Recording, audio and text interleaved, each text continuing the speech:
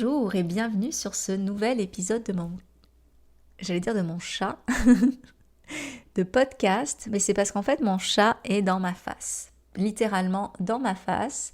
Donc bref, je vais l'animer. Donc si vous entendez un doux ronron, ce n'est pas un nouveau type de méditation, c'est juste mon chat qui s'exprime au micro. Donc bienvenue dans ce nouvel épisode qui va allier deux de mes sujets de prédilection. J'ai nommé l'entrepreneuriat et la méditation. Donc je me présente rapidement, je suis Marie-Ève Lessine et j'ai créé il y a plus de 10 ans Let It Be Méditation. Donc je pense que Let It Be c'est le message de la méditation, c'est pour ça que je l'ai nommé ainsi. Et ce qui m'anime au quotidien, c'est de venir... c'est montrer à quel point le message de la pleine conscience, c'est un message qui va au-delà de la pratique de la méditation et qui devrait être offert dans tous les espaces, dans tous les milieux de travail, qui devrait être associé à tout ce qui touche finalement l'être humain. Donc c'est pour ça que mon travail, à moi, c'est de former les futurs professeurs de méditation pour qu'ils puissent aller l'offrir dans leur milieu à eux, toucher leur communauté à eux. Et ça fait plus de 10 ans que je fais ça. J'ai formé plus de 600 professeurs en francophonie et je suis très dédiée à cette mission qui m'a été offerte ou que je me suis donnée, peut-être.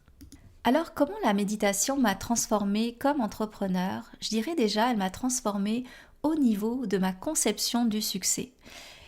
Peut-être, sûrement, si j'avais été dans un autre domaine. Si je ne méditais pas, j'aurais pu avoir une conception du succès très normale. Je sais, bon, est-ce que normal existe déjà? Je sais pas, mais admettons stéréotypé.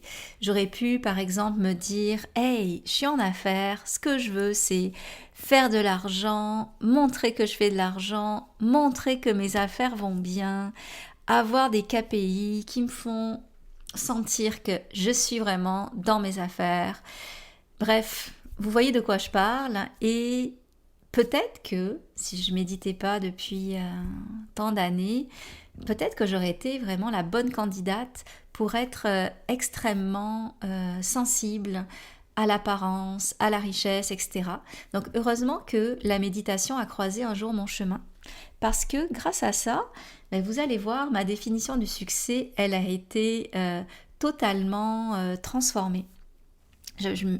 En ce moment, je suis en train de faire une maîtrise en sciences des religions sur la question du lien entre la conscience et la pleine conscience. Et j'ai eu à écrire ma définition du succès, donc je vais vous la lire, c'est pour ça que j'ai une bonne idée de quoi je parle. Et en fait, déjà à la base, pour mon entreprise, je ne suis pas dans une logique de faire des activités ou faire ou choisir des formations ou autres dans le but de faire des sous, dans le but de que ce soit marketing, que ça marche, puis je veux pas donner un mauvais sens au mot marketing, on a besoin du marketing, mais y a comme un basculement qui s'est fait grâce au message de la pleine conscience où je sens que mon travail, c'est de servir, c'est de bien faire, c'est de me mettre pleinement au service de mes clientes. Et j'aurais pu choisir de faire une formule avec beaucoup de volume, des cours préenregistrés en format peut-être pédagogie inversée qui me permettrait d'avoir beaucoup de profs que je forme en même temps. Mais j'aurais l'impression peut-être si je fais ça que que j'aurais peut-être un impact moins grand sur leur transformation. Donc, en ressentant le fait que j'offre toujours des petites cohortes, c'est 20 personnes, 20-25 personnes à chaque fois, pour vraiment pouvoir être présente pour chacune d'elles, et leur permettre de vraiment sentir que chaque réponse est répondue, il y a comme quelque chose d'enveloppant, de transformateur dans le cours. J'ai l'impression que même si je forme chaque année beaucoup moins de personnes que je le ferais si j'avais une méga machine, j'ai l'impression que je suis beaucoup plus au service parce que chaque personne qui arrive dans mon cercle et dont je prends soin à travers finalement ce cours-là. Mais il y a une transformation qui se crée qui serait beaucoup moindre si j'avais une autre formule. Et là, je sens que j'ai vraiment un impact réel. Et ça, c'est vraiment l'idée il y a vraiment l'idée de servir. Donc, et ça me réussit parce que mon entreprise fonctionne, elle est en santé depuis 10 ans, mais j'ai pas mis l'idée de être en croissance. J'ai appris un nouveau mot qui s'appelle scaler, je sais pas comment on prononce, ou en faire beaucoup pour pouvoir dire que j'ai fait des centaines de milliers ou des millions. Mais c'est pas du tout dans ça que je veux m'orienter. C'est plus au niveau de me dire, hey, je fais bien les choses. Et je veux pas opposer l'un et l'autre. Tu sais, c'est tout à fait possible, sûrement, de faire des gros chiffres d'affaires et d'être quand même très au service. Mais moi, il faut se dire que je suis toute seule dans mon entreprise. Ben, j'ai 2 personnes qui collaborent avec moi, mais qui sont mes 2 collaboratrices principales. Mais je suis quand même seule dans mon entreprise et vous allez voir, j'ai quand même une vie slow. Donc, je mets la table avec cette idée de penser à la définition du succès d'une entreprise d'une certaine manière, mais vous allez voir qu'il va y avoir des liens par la suite. Alors je vous donne, c'est devenu quoi ma définition de succès comme entrepreneur, mais je ne différencie pas la personne que je suis de l'entrepreneur, donc je vais vous donner ma définition. Alors, je suis allée la chercher dans mon mémoire de maîtrise. Et vous allez voir, vous pourriez peut-être trouver que je manque d'ambition, mais c'est pas grave. C'est pas grave, je m'assume. Donc, je me dis qu'en fait, réussir. Et si réussir n'était pas une finalité, mais un état de présence qui se vit dans la simplicité. Un état de présence qui se vit dans la simplicité. Une façon sereine d'habiter la seconde, puis l'autre encore. Et si la réussite, c'était de ne plus avoir à laisser de traces spectaculaires, de ne plus choisir d'accumuler ni de s'afficher. Et si la réussite invitait simplement à habiter pleinement les replis les plus ordinaires de la vie, pour que celle-ci puisse nous traverser et nous chuchoter, peut-être, le prochain pas.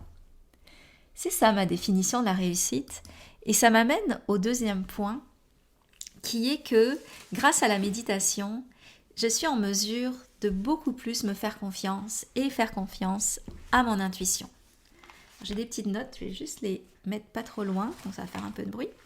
Donc, me faire confiance et vraiment faire confiance à mon intuition. Et je dis souvent que je préfère me tromper en écoutant mon intuition que me tromper en écoutant mon rationnel. Et c'est clair que si j'étais dans une conception traditionnelle plus de l'entrepreneuriat, j'aurais plein de choix que j'ai fait récemment, que je n'aurais peut-être pas fait, comme par exemple le choix de faire une 3e maîtrise, que je termine cette année d'ailleurs, en sciences des religions. Ma première maîtrise, c'est en santé mentale au travail, ma 2e, c'est en counseling et orientation, et ma 3e, c'est en sciences des religions. Mais j'ai perdu quand même beaucoup de temps que j'aurais pu mettre à profit, mais en même temps, je suis allée, j'adore ce mot, déterrer des connaissances que je vais remettre à profit dans mon entreprise. Alors j'aurais pu ne pas faire tout ça, c'est juste lire des articles scientifiques, mais j'avais l'impression qu'il y avait une rigueur, un chemin qui m'appelait dans l'idée de refaire cette 3e maîtrise et de venir comme offrir quelque chose de nouveau, de rafraîchissant. Donc j'appelle ça le pôle innovation de mon entreprise, quand je culpabilise un peu de ne pas assez travailler sur mon entreprise pour étudier, mais en même temps, quand on est si proche de la fin, ben on va pas bifurquer. Donc, et c'est sûr que la méditation, quelque part, elle m'a influencée à faire ce choix, parce que c'est un monde, la pleine conscience laïque et scientifique, qui regorge d'énormément de connaissances, d'énormément d'études qui ont été faites dans ces dernières années. Donc, je sentais que ça me prenait une structure rigoureuse comme un mémoire de maîtrise pour pouvoir aller, plus que me mettre à jour, faire ma propre compréhension aussi de comment la pleine conscience a évolué. Et évidemment, l'intuition, ça se joue au quotidien aussi, des décisions qui peuvent paraître qui n'ont ni queue ni tête aux yeux d'autres, c'est des décisions que je prends comme, je sais pas, aller prendre une marche pour me dégourdir l'esprit et finalement avoir l'idée sur laquelle je butais. Oh, vous voyez de quoi je parle. De toute façon, si vous voyez pas, dites-le moi, je vous ferai un épisode exprès là-dessus. Ce que la méditation m'a permis aussi de vivre dans mon entreprise, c'est de voir les choses différemment et de penser en dehors de la boîte. J'adore finalement être à contre-courant de ce que les autres pensent. C'est pas l'idée d'être à contre-courant pour faire ma française, puis être dans l'esprit de contradiction, mais plutôt dans l'idée de venir questionner qu'est-ce qu'on voit plus, parce que on est comme tout le temps en train d'acquiescer, d'acheter en étant sur pilote automatique, donc d'acquiescer, d'acheter des vérités qui finalement nous font souffrir. La pleine conscience, elle nous donne un recul sur la vie qui nous permet d'être beaucoup plus en état de questionnement et en état de, comment dire, c'est ça, de réfléchir à plus grand que l'évidence pour faire avancer les choses. Et c'est pour ça que, vous le voyez dans mes réseaux sociaux, souvent je vais aller comme dénoncer des choses qui sont comme des évidences, comme par exemple le côté trop personnel du développement personnel, comme par exemple se faire questionner sur la meilleure version de soi-même, comme si finalement on était des perpétuels brouillons, puis que la prochaine version meilleure allait arriver. Bref, il y a plein de questions, de sujets sur lesquels je me questionne en profondeur et qui me permettent d'aller au-delà des évidences, d'aller au-delà des injonctions pour pouvoir réfléchir par moi-même. Et ça, on pourrait se dire, ah, la pleine conscience, ça rend mou, etc. Non, non, au contraire, ça te rend très sharp sur qu'est-ce qui fonctionne pas, parce que tu deviens tellement connecté à ton corps quand tu médites, tu deviens tellement attentif, présent à qu'est-ce qui est dit, comment c'est dit, la résonance que ça crée dans ton corps, que quand il y a quelque chose qui n'est pas dans la justesse, ben, tu le sens et tu le dénonces. Donc, c'est pas ma tête qui dénonce, c'est mon corps qui ressent les choses, parce que grâce à la pleine conscience, je suis beaucoup plus... Et je pars de loin, je peux vous le dire, je pars de très loin, mais grâce à la pleine conscience, je suis beaucoup plus connectée à moi-même. L'apport de la méditation a aussi été indéniable au niveau de mon anxiété et ma capacité à tolérer l'ambiguïté quand on est entrepreneur. Je pense qu'en fait, le bon entrepreneur, celui qui, ou celui du moins qui est dans la durée, qui tient dans la durée, c'est celui qui est capable de tolérer l'ambiguïté. Et moi, je pars de très loin encore une fois pour tolérer cette ambiguïté-là. Je pars de très loin au niveau anxiété, mais sans la méditation, clairement, je ne serais pas arrivée où j'en suis, parce que c'est juste ça finalement. Avoir à tolérer l'ambiguïté. Et je suis pas le style entrepreneur qui sort à fond de sa zone de confort, mais il y a toujours des aléas. Tu sais, le petit truc là que tu n'avais pas prévu, ça arrive tout le temps. Parce que quand on a son entreprise, on est en lien avec des grosses machines comme ta banque, les multinationales de réseaux sociaux. C'est ça, il y a des choses où vraiment ça t'entraîne à devoir surmonter les vagues, et autant le faire de façon à ce que ce soit le moins coûteux possible en termes de stress. Donc la méditation, moi, ça m'a vraiment aidé à être capable de surmonter ces vagues-là. Autre chose en lien avec ça, c'est que les problèmes que je vis comme entrepreneur, qui se présentent à moi comme entrepreneur, mais je m'agite beaucoup moins qu'avant pour pouvoir les régler. Avant, je sautais dessus, je ne supportais pas d'avoir un problème. Là, je laisse beaucoup plus couler. Donc, en plus de devoir tolérer l'ambiguïté normale et habituelle du fait d'être entrepreneur, mais là, en plus, quand il y a un problème, je me permets de ne pas réagir tout de suite, parce que je me suis rendu compte qu'il y a beaucoup de problèmes qui se règlent tout seuls. Et c'est ça aussi un message de la pleine conscience, c'est celui de se dire « Hey, fais confiance aussi à la vie ». Ça, c'est un message que je découvre de plus en plus. Je vais dire que je le découvre, mais que je porte. je dis pas que je suis au tout début, je dis pas qu'il est abouti, oh Dieu grand jamais, non, mais je le découvre de plus en plus et c'est cet état où on peut se mettre à faire confiance à la vie. Quand il y a un problème qui arrive, ben j'attends, il se peut qu'il se règle, donc je fais du let it be, laisser être ce qui doit être, hein, ainsi soit-il. Puis après, s'il y a quelque chose à faire, ben c'est à ce moment-là où je vais au moment juste pouvoir le faire. Récemment, j'ai eu un problème parce que je suis passée dans l'ère moderne, donc tous mes virements Interac étaient des virements avec un mot de passe. Puis là, j'ai changé pour des virements automatiques, mais écoute, ça a foutu un BOR, vous voyez de quoi je parle? Oups, j'ai dû arrêter parce que ma fille rentrait de l'école. Et donc, j'en étais au mot que je voulais pas dire, mais bref. Et au lieu de me précipiter, écrire à chacune de mes clientes, puis j'en ai une quarantaine quand même à faire ces suivis-là chaque mois, ben, j'ai choisi d'attendre un peu, voir comment les choses se plaçaient. La plupart finalement m'ont écrit directement, j'ai fait les suivis avec les autres et ça s'est très bien passé. Alors qu'auparavant, je n'aurais sûrement pas supporté d'être dans cette ambiguïté-là, puis j'aurais écrit à tout le monde, j'aurais dépensé beaucoup d'énergie, alors que là, une partie s'est vraiment placée toute seule. Et en lien avec l'argent, me voici avec une transition toute trouvée, il y a quelque chose qui s'est vraiment transformé parce que j'ai cette entreprise en méditation, parce que je médite depuis longtemps, c'est par rapport à ma définition, mon rapport à l'argent. Je parlerai pas tant d'argent ou du rapport à l'argent, mais là où je veux en venir, c'est juste par rapport à un aspect qui est la question du toujours plus. Souvent, quand tu parles à des grands entrepreneurs, ce qu'elles veulent ou ce qu'ils veulent, c'est faire toujours plus d'argent, scaler, le nouveau mot justement, alors que, et c'est presque en fait dans les gènes de quelqu'un qui est un vrai entrepreneur, vous comprenez quand je dis vrai entre guillemets, c'est presque dans les gènes de se dire que s'ils ont des besoins, ils vont juste faire plus d'argent, créer plus d'argent.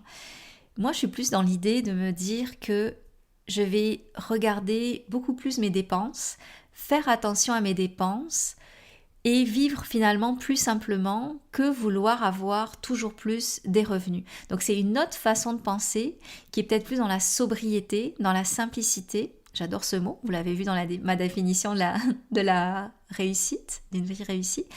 Mais j'adore ça parce que c'est comme si ça enlevait une pression par rapport à ce toujours plus. Et puis, vous savez de quoi je parle, quand on est dans une logique d'accumulation, de volonté d'en avoir toujours plus, mais c'est clair que ça met une pression après quand tu es entrepreneur puis que c'est toi qui dois créer ces sous-là pour éponger ton style de vie. Mais c'est souvent ça qu'on appelle un vrai entrepreneur, qu'il y a des signes extérieurs de richesse, de réussite de cet ordre-là. Alors que moi, dans l'espace dans lequel m'a amené la pleine conscience, c'est vraiment de me dire, vis plus simplement, sois plus dans l'observation de tes dépenses, vois qu'est-ce qui est utile, peut-être moins utile, garde ce qu'il faut pour ton salaire et pour vivre, offre du surplus dans qu'est-ce qui dépasse de ce que tu as besoin, et ça donne vraiment... c'est un peu comme l'œuf ou la poule. C'est la méditation qui m'a appris à penser en termes de paix d'esprit, mais grâce à cette façon de penser, j'ai une paix d'esprit qui me permet de encore mieux être avec moi-même et de encore mieux, plus facilement méditer encore, parce que je ne me rajoute pas du stress. Alors c'était ces éléments-là que je voulais vous donner. Si je les récapitule, ce que ça a changé, c'est au niveau de ma définition du succès, de l'écoute de mon intuition, qui est viscérale maintenant, de ma capacité à penser en dehors de la boîte, de vivre beaucoup plus simplement, regarder plus le côté dépenses que revenus, de mieux tolérer l'ambiguïté et de beaucoup moins m'agiter. C'est quand même pas mal, n'est-ce pas ? Alors, j'ai hâte de vous entendre ou de vous lire sur vous, qu'est-ce que ça change pour vous concrètement, la pleine conscience. Et ce que j'aime, c'est le concret, parler en termes de concret. D'ailleurs, anecdote, j'ai déjà failli, avant de penser à Let It Be, tu sais, qui est quand même le nom parfait pour moi, parce que c'est ce message-là que je veux offrir, et c'est ce message-là que j'apprivoise en même temps que je veux l'offrir, tu sais, cette confiance dans la vie. J'ai failli, avant d'appeler mon entreprise Let It Be, j'ai failli l'appeler concrète. Donc, j'aime ça, le concret.